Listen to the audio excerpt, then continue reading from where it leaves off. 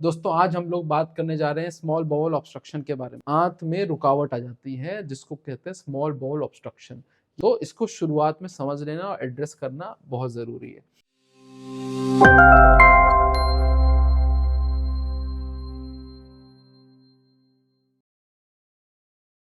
Hello friends, welcome to our channel friendly doctor.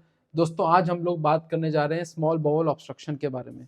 दोस्तों topic शुरुआत करने के पहले मैं आप लोगों से रिक्वेस्ट करना चाहूँगा कि ज़्यादातर लोग हमारे 90% लोग सब्सक्राइब नहीं करते हैं हमारे चैनल को वीडियो देखने के बाद। तो आप लोगों से रिक्वेस्ट करना चाहूँगा कि आप हमारे इस चैनल को सब्सक्राइब ज़रूर कर लीजिए ताकि ऐसा और भी मेडिकल रिलेटेड कॉन्टेंट आप तक टाइमली पहुँचता रहे। दोस्तों आइए हम लोग शुरुआत करते हैं स्मॉल बाउल ऑब्स्ट्रक्शन के बारे में। दोस्तों स्मॉल बाउल हमारे पेट की छोटी आंत को कहते हैं। जब हम लोग खाना खाते हैं तो ये खाना स्टमक में पहुंचता है सबसे पहले, जहां पे इसका डाइजेशन की जो प्रोसेस होती है वो स्टार्ट हो जाती है। इस स्टमक के बाद ये जो खाना होता है छोटी आंत में पहुंचता है, जहां डाइजेशन और एब्जॉर्प्शन, जो भी हम लोग न्यूट्रिएंट्स खाते हैं, प्रोटीन खा रहे हैं, एनर्जी के लिए शुगर खा रहे हैं, वो सारा का सारा ज़्यादातर एब्जॉर्प्शन हमारा छोटी आंत में स्टार्ट हो जाता है और उसके बाद ये खाना हमारी बड़ी आंत में चला जाता है। दोस्तों जो हमारी बड़ी आंत होती है वो शरीर के बाहरी की तरफ, बाहरी हिस्से में होती हैं और जो हमारी छोटी आंत होती है वो बीच में होती है। तो ऐसे भी कह सकते हैं कि छोटी आंत में यदि प्रॉब्लम होगी तो पेट के जो बीच के हिस्से में पेन होता है आपको, यानी कि नाभि के आसपास दर्द होता है। छोटे बच्चे अक्सर बताते हैं नाभि के आसपास दर्द, और बड़े लोगों में भी अगर छोटी आंत की समस्या होती है तो नाभि के चारों तरफ उनको पेट में दर्द होता है। तो इसी आंत में रुकावट आ जाती है जिसको कहते हैं स्मॉल बाउल ऑब्स्ट्रक्शन। ये दोस्तों बहुत ही कॉमन कंडीशन है और इसका इलाज आसान है, उसी के बारे में आज हम लोग बात करेंगे। तो दोस्तों ये जो छोटी आंत होती है इस तरीके से होती है, उलझी हुई होती है, ऐसे गोलमोल ऐसे इसमें खाना अंदर चलता रहता है। इसका दोस्तों जो डायमेंशन होता है, यानी कि जो थिकनेस होती है, आंत के अंदर ल्यूमेन होता है, मतलब आंत ऐसे सिलेंडर टाइप का स्ट्रक्चर होता है। इस सिलेंडर के अंदर खाना ट्रेवल करता है। ये जब सूज जाता है, जब आगे मान लीजिए यहाँ पे कहीं कुछ रुकावट आ गया तो इसकी जो पीछे की आंत है, फॉर एग्जाम्पल ये देखिए सूज गई है, फूल गई है, इसका जो ल्यूमेन है वो मोटा हो गया है। यूजुअली दोस्तों 25 mm से 30 mm अगर हो जाता है इसकी थिकनेस का कैलिबर, तो इसको बोलते हैं कि आंत जो है सूज गई है, यानी कि स्मॉल बाउल लूप डायलिटेशन इसको बोलते हैं कि डायलेट हो गई है।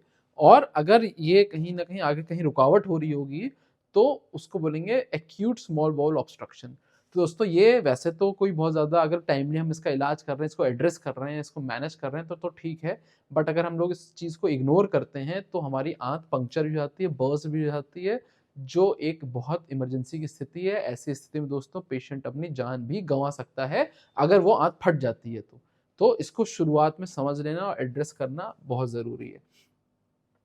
अब दोस्तों पेन होगा शुरुआत में, वही जो मैं बता रहा था, नाभि के आसपास अगर स्मॉल बाउल ऑब्स्ट्रक्शन हो रहा होगा तो नाभि के आसपास तेज दर्द होगा, तेज दर्द होगा, उल्टी आएगी। क्यों उल्टी आएगी? कि खाना आगे तो बढ़ नहीं पाएगा तो वापस निकलेगा, उल्टियां आएंगी। आपको गैस पास नहीं होगी। हम लोग पेशेंट से पूछते हैं कि भाई गैस पास हुई कि नहीं हुई, तो बोलता है सर 3-4 दिन से बिल्कुल ना गैस पास हुई ना हम लोग लैट्रिन करने गए हैं, स्टूल भी नहीं हुआ, गैस भी नहीं पास हुई। अगर थोड़ा बहुत पास हो रही होगी तो हल्की फुल्की पास होती है।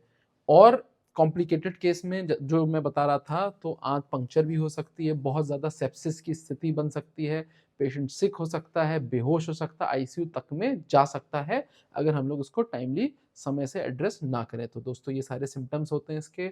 अब जो कॉमन जो कारण होता है ऑब्स्ट्रक्शन, तो आज हम लोग बात करेंगे मैकेनिकल, यानी कि वास्तव में छोटी आंत ऐसे जा रही थी और यहाँ पे जाके कोई दिक्कत हो गई जिसकी वजह से ये आंत जो है हमारी सूज गई, जिसको हम लोग ऑब्स्ट्रक्शन बोलेंगे। तो ये जो दिक्कत है क्या क्या हो सकती हैं, इसको वन बाय वन दोस्तों। आंत जो होती है आपस में अडेशन, आपस में चिपकने लगते हैं, छोटी आंतें ऊपर की नीचे की आपस में चिपकने लगती हैं और वो आगे खाने का जो फ्लो होता है उसको रोक देती है। बहुत कॉमन कंडीशन है, खास तौर पे जो लोगों का पेट का ऑपरेशन हुआ होता है उनमें अडेशंस बहुत कॉमन होते हैं। अगला दोस्तों हर्निया, कहीं से हमारी आंत निकल के बाहर आ, जैसे नाभि के पास बहुत लोगों की नाभि जो है बाहर की तरफ सूजी हुई होती है, तो उसी में से कई बार आंत बाहर निकल जाती है और वो आंत को दबा देती है, हर्निया। कई लोगों में इंग्वाइनल, मेल जो पेशेंट होते हैं जो थोड़े बुजुर्ग होते हैं उनमें नीचे इंग्वाइनल इलाके में, गोलियों के आसपास, स्क्रॉटम के आसपास वाले इलाके में आंत जाके फंस जाती है, जिसकी वजह से भी ऑब्स्ट्रक्शन हो जाता है। कई बार ट्यूमर होता है, कोई बहुत सारे ट्यूमर होते हैं, कैंसरस भी होते हैं, नॉन कैंसरस भी होते हैं, जो आंत में रुकावट ला सकते हैं। कई बार आंत एक के ऊपर एक चढ़ जाती है, जिसको दोस्तों इंटरसेप्शन बोलते हैं, उसकी वजह से। और बहुत सारी ऐसी बीमारी होती हैं जैसे कि टीबी या इन्फ्लेमेटरी बाउल डिजीज, जैसे कि क्रॉन्स डिजीज वगैरह, जिनमें आंतों में स्ट्रक्चर बन जाता है, यानी कि आंत का जो ल्यूमन होता है आपस में, जो वॉल होती है आपस में चिपक जाती है, तो उसमें भी दोस्तों ऑब्स्ट्रक्शन हो जाता है। ये देखिए, ये दोस्तों अम्बिलिकल वाला रीजन था, ये आंत ऐसे निकल गई और यहीं पे दब गई है, और यहाँ से ऊपर जो है छोटी आंत डायलेट हो जाएगी, खाना आगे नहीं बढ़ पाएगा और उल्टियां आने लगेंगी, पेट में दर्द आने लगेगा, क्योंकि आंत धक्का देगी आगे की तरफ निकलने के लिए, फूड जो है आगे की तरफ निकलने का प्रयास करे, पर वो निकल नहीं पाएगा, तो बैक जाएगा, उल्टी आएगी, वॉमिटिंग आएगा, हम तब भी इलाज नहीं कराएंगे, तो ये आंत की जो वॉल है इतना दबाव नहीं झेल पाएगी, और इससे सारा जो हमारा आंत का जो भी टिश्यू था वो सारा हमारा पेट के अंदर फैल जाएगा, जिसकी वजह से पूरा पेट में एक इन्फ्लेमेशन की स्थिति, जिसको बोलते हैं पेरिटोनाइटिस, जिसके वजह से सेप्सिस वगैरह हो सकता है, की स्थिति पैदा हो जाएगी। तो ये दोस्तों हर्निया है, अडेशन, ये एक आंत यहाँ जा रही है, एक आंत यहाँ जा रही है, ये आपस में चिपक गई, जहाँ चिपक गई वहां पे ये खाने का फ्लो जो है रुक गया, और सेम प्रक्रिया उसके ऊपर की जो आंत है वो अब यहाँ से खाना नहीं जा पाएगी, तो ऊपर की डायलेट हो जाएगी। अब इंटूससेप्शन ये बच्चों में दोस्तों बहुत कॉमन होता है, आंत एक के ऊपर एक चढ़ जाती है। कई बार बच्चे, आप लोग देखा होगा, बहुत कॉमन है, बच्चों नाभि के आसपास बहुत तेज दर्द बताते हैं, तो उनमें बच्चों में बड़ा कॉमन है, ये आंत एक के ऊपर एक छोटी आंत चढ़ जाती है, फिर वो अपने आप ठीक भी जाती है, तो घबराने की स्थिति नहीं है। ऐसी स्थिति में बच्चों को जो मील्स है वो अच्छी घर की मील देनी चाहिए, फाइबर अच्छा देना चाहिए, और पानी का इंटेक बच्चों को बोलना चाहिए अच्छे से, नहीं तो जो आंत एक के ऊपर एक चढ़ जाती है फिर ठीक हो जाती है। तो ऐसी स्थिति में रुकावट आ जाती है, कई बार नहीं ठीक होती अपने आप, तो फिर वो ऑब्स्ट्रक्शन कर देगी, स्मॉल बाउल ऑब्स्ट्रक्शन। और आंत कई बार ऐसे रस्सी की तरह ऐसे आपस में ट्विस्ट हो जाती, घूम जाती, तो भी रुकावट पैदा हो जाती। तो ये कॉमन कारण है। अब दोस्तों हम लोग बात करेंगे कि कौन सा टेस्ट इसमें बेस्ट रहेगा। तो दोस्तों, क्या अल्ट्रासाउंड का टेस्ट बेस्ट रहेगा? बिल्कुल नहीं। अल्ट्रासाउंड तो दोस्तों आंतों के लिए, पेट के लिए अच्छा टेस्ट नहीं होता। अल्ट्रासाउंड दोस्तों अच्छा होता है लीवर, जो बड़े बड़े ऑर्गन होते हैं, लीवर हो गया, हमारा पेनक्रियाज देखने के लिए, हमारा पित्त की थैली देखने के लिए, किडनी देखने के लिए, इस सब के लिए अल्ट्रासाउंड बहुत अच्छा टेस्ट होता है। बट अगर आप बोले कि छोटी आंत देखनी है, तो 90% बीमारियां अल्ट्रासाउंड में छोटी आंत की नहीं पता चलती है। बहुत सारे लोग होते हैं कि गैस्ट्राइटिस, मेरे पेट में सूजन हो गई है तो चलो अल्ट्रासाउंड करा लें, तो कोई आवश्यकता नहीं है। अल्ट्रासाउंड में कोई भी इस तरह की बीमारी पेट की, पेट यानी कि स्टमक की बात कर रहा हूँ, नहीं पता चलेगी। तो ये बहुत ज़्यादा कन्फ्यूजन है। हम लोग के पास पेशेंट्स आते हैं अल्ट्रासाउंड कराने के लिए, तो वो फिर पूछते हैं कि सर छोटी आंत में कोई दिक्कत तो नहीं है, बड़ी आंत में कोई दिक्कत तो नहीं है। तो ये जो टेस्ट है ये इसके लिए है ही नहीं, ये एक जानकारी होना बहुत आवश्यक है। एक्सरे दोस्तों अच्छा है। एक्सरे में अभी मैं आगे दिखाऊंगा भी इमेज, कि आपको अच्छा टेस्ट है, आपको जो आंत जो सूज गई है, जिसमें गैस भर गई है, वो दिखाई पड़ेगी। और दोस्तों अगर बेस्ट, अगर एक टेस्ट बोला जाए तो दोस्तों सीटी स्कैन का टेस्ट है, ये बहुत ही अच्छा टेस्ट रहेगा, star star star best taste रहेगा। ऑल्दो थोड़ा सा महंगा है, एक्सपेंसिव है, बट ये सारी स्थिति बता देगा कि भाई दवाइयों से ठीक हो जाओगे, सिर्फ घर पे इलाज करके ठीक हो जाओगे, एडमिट करके इलाज करना पड़ेगा तो ठीक हो पाओगे, या किसी चीज से काम चलेगा, ऑपरेशन ही तुम्हारा इलाज है। तो ये सारी स्थिति, अगर थोड़ा सा शुरुआत में एक्सपेंसिव रहेगा सीटी स्कैन, बट आगे हो सकता है आपको पेट ऑपरेशन, पूरा पेट खुलेगा, और हो सकता है एक्सपेंसिव पड़े, और हो सकता है खर्चा ज्यादा हो, तो उससे हो सकता है वैसी स्थिति से बचा ले। तो अच्छी खासी पूरी इंफॉर्मेशन ये सीटी स्कैन का टेस्ट दे देगा। साथ ही साथ ब्लड टेस्ट वगैरह कराए जाते हैं कि सेप्सिस वगैरह तो नहीं है, कोई और स्थिति तो नहीं हो रही है, किडनी और इन सबके फंक्शन सब ठीक हो रहे हैं, तो उसके लिए सारे टेस्ट करा लिए जाते हैं। ये दोस्तों एक्सरे की इमेज। अल्ट्रासाउंड में दोस्तों कई बार पता चल जाता है कि आंत सूज गई है, पानी वानी भर गया, बस इतना पता चलेगा। कई बार हर्निया है तो हाँ, उसमें आंत जाती दिख जाएगी, तो थोड़ा बहुत आइडिया, 10% ही बीमारियां पता चलती हैं।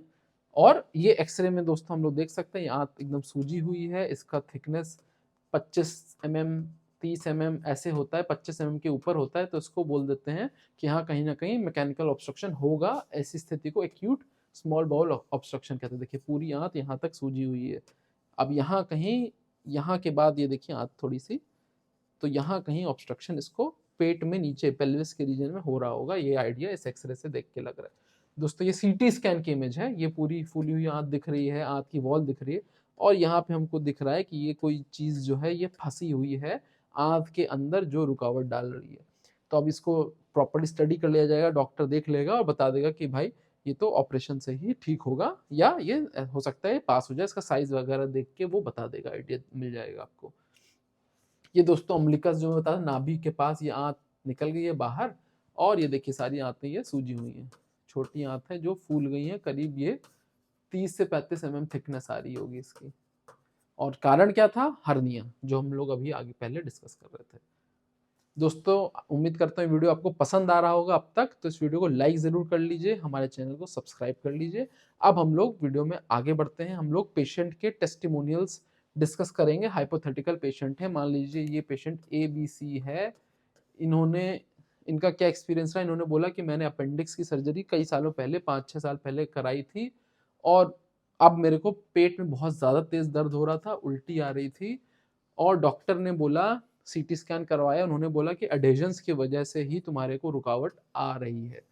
फिर इनको एडमिट किया गया और इनको नाक से ट्यूब डाली गई। दोस्तों इसमें भी हम लोग अपने प्रैक्टिस में देखते हैं, बहुत सारे जो पेशेंट होते हैं, उनके जो अटेंडेंट होते हैं, वो मना करते हैं, जो कि भाई नाक से ट्यूब डालोगे तो ज़्यादा दिक्कत हो जाएगी। तो ये नाक से ट्यूब डालना, नेज़ोगैस्ट्रिक ट्यूब या राइल्स ट्यूब भी डालते हैं, या RT बोलते हैं इसको, ये एक हेल्पफुल प्रोसीजर है और बहुत ही लाभदायक होता है पेशेंट्स के लिए। अब देखिए इसने राइल्स ट्यूब पढ़वाई, प्रॉपर्ली इसको फ्लूइड वगैरह दिया गया, और इन्होंने बोला कि मुझे अपने आप जो मेरी आंत जो थी वो खुल गई, कुछ समय लगा और सर्जरी की आवश्यकता नहीं पड़ी।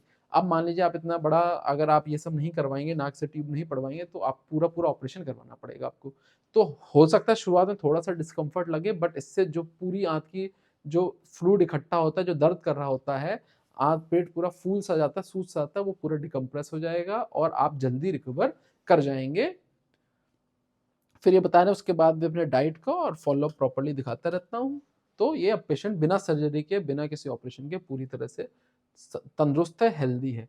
अब ये बता रहे हैं कि मैंने अपने पेट में एक बल्ज देखा और बहुत तेज दर्द हो रहा था और मैं गैस तक नहीं पास कर पा रहा था। दोस्तों जो गैस पास करने का प्रक्रिया होती है, एक हेल्दी प्रक्रिया होती है।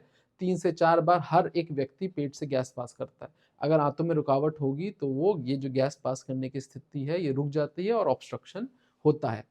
फिर उन्होंने उसका जांच वगैरह कराया तो पता चला कि हर्निया था, जिसकी वजह से आंत सूज गई थी। अब दोस्तों हर्निया की स्थिति होती है तो ज़्यादातर ऑपरेशन कराना पड़ जाता है, वो हर्निया अपने आप ठीक नहीं होता है।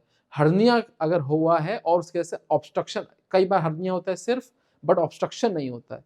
बट अगर हर्निया हुआ है और साथ ही साथ बाउल हमारा सूज गया है, सोलन अप हो गया, स्मॉल बाउल ऑब्स्ट्रक्शन हो गया है, तो ज़्यादातर पेशेंट में बिना ऑपरेशन के ठीक नहीं होता है। तो ये भी पता चल गया कि भाई ऑपरेशन ही कराना पड़ेगा, और वैसा ही इस पेशेंट ने किया। इन्होंने सर्जरी करवाई और अब पूरी तरह से ठीक है, तंदुरुस्त है, सिम्टम फ्री हैं, ऐसा ये कह रहे हैं। अब दोस्तों एक बार अब आपको आइडिया लग गया है कि क्यों ये चीज़ इंपॉर्टेंट और काफ़ी कॉमन बीमारी है। आप हो सकता है कोई किसी रिलेटिव को देखा भी हो जो इससे पीड़ित हुआ हो और इसका इलाज कराया हो। अब दोस्तों हम लोग इसका सर्जरी तो है ही, ऑपरेशन तो है ही, बट अगर सर्जरी नहीं करा रहे हैं तो क्या क्या किस किस तरीके से इलाज किया जाता है, ये एक बार हम लोग डिस्कस कर लेते हैं। एक तो एनपीओ बोला जाता है मेडिकल स्टाफ, तो होता है निल पर ओरल, यानी कि मुंह से कुछ नहीं खाना है, इवन पानी भी नहीं लेना है। कुछ भी आप खाएंगे तो वो और आपकी आंत में सूजन पैदा करेगा। अब इसको आप ऐसे सोच सकते हैं कि पाइप है, पाइप में और आप सामान भरते जाओगे तो पाइप और फूलता जाएगा, और फूलेगा तो उसके फटने की टेंडेंसी रहेगी, और ज़्यादा ऑब्स्ट्रक्शन बढ़ेगा, दर्द और तेज होगा। तो ऐसी स्थिति नहीं करनी है, खाना पीना छोड़ना पड़ेगा, पानी भी छोड़ना पड़ेगा, और फिर नाक से जो ट्यूब है, राइल्स ट्यूब जो बता रहा था, वो डाल दिया जाएगा। तो सारा जो फ्लूइड था जो पेट में इकट्ठा, जो मान लो पाइप सूजा हुआ था उसमें हमने ट्यूब डाल दी, तो वापस उसमें नाक से आते हुए बाहर इकट्ठा कर लिया जाएगा। मान ली 3 लीटर पानी आपके जो पेट के एंजाइम्स थी वो इकट्ठी हुई थी पेट के अंदर, और पूरा पेट फूला हुआ था, पेट में दर्द कर रहा था, हमने वो ट्यूब डाला, नाक से डाली जाएगी, उसी के माध्यम से जो फ्लूइड होता है वापस आने लगता है, इस तरह से बनती है वो। तो पूरा 3 लीटर में से 2.5 लीटर निकल गया, आपका पेट जो है कंप्रेस हो गया, आंत फिर अपने आप से चलना, आप इतना प्रेशर था, आंत वैसे ही नहीं डर के मारे चल रही थी, अब वो कम हो गया, तो आंत अब आगे पुश करना स्टार्ट कर देगी। हो सकता है बिना ऑपरेशन के सिर्फ ट्यूब डाल के ठीक हो जाए। फ्लूइड दिया जाएगा क्योंकि आप कुछ खा तो रहे नहीं, आपका शरीर कमजोर ना हो, तो जितना भी न्यूट्रिशन होता है, खाना पीना, वो आपको फ्लूइड में बना के वो दिया जाता है और ऑब्जर्व किया जाएगा। आपके एक्सरे कराए जाएंगे हर रोज या हर रोज 2 बार, कि आंतों में से सूजन नापी ली जाएगी, क्या वो कम हो रही है, अगर कम हो रही है तो इसका मतलब ये इलाज आपके लिए कारगर हो रहा है और आप एक सर्जरी की स्थिति जो होती है उसको आप बच सकते हैं, उससे आप बच सकते हैं। बहुत सारी चीज़ें होती हैं जिसमें मान लीजिए कोई ट्यूमर हो उसकी वजह से हो रहा हो तो आपको ऑपरेशन कराना ही पड़ेगा, तभी चीज़ें ठीक होंगी। हो सकता है एक बार ठीक भी हो जाए तो बार-बार आपको ऑब्स्ट्रक्शन होता रहेगा, बार-बार समस्या होती रहेगी, तो ऐसी स्थिति में ऑपरेशन कराना ही पड़ेगा। सर्जरी दोस्तों कोई बहुत ज़्यादा कॉम्प्लिकेटेड सर्जरी नहीं होती। एमएस जो जनरल सर्जन होते हैं, वो अच्छी तरीके से इस तरीके के केस हैंडल कर लेते हैं, ऑपरेट कर लेते हैं। बस हम लोग को देर नहीं करनी चाहिए, ऐसी स्थिति नहीं पैदा कर देनी चाहिए कि हमारी आँत पंक्चर हो जाए, हमारे आँत बर्स्ट हो जाए, जो एक इमरजेंसी की स्थिति होती है, उसके बाद पेशेंट की स्थिति ज़्यादा खराब होने लगती है। इस बात का हम लोग ने ध्यान रखना है। आई होप दोस्तों ये वीडियो आपको पसंद आया होगा। हमारे इस वीडियो को लाइक कर दीजिए, हमारे चैनल को सब्सक्राइब कर दें। Thank you friends, stay healthy, stay happy, thanks for watching.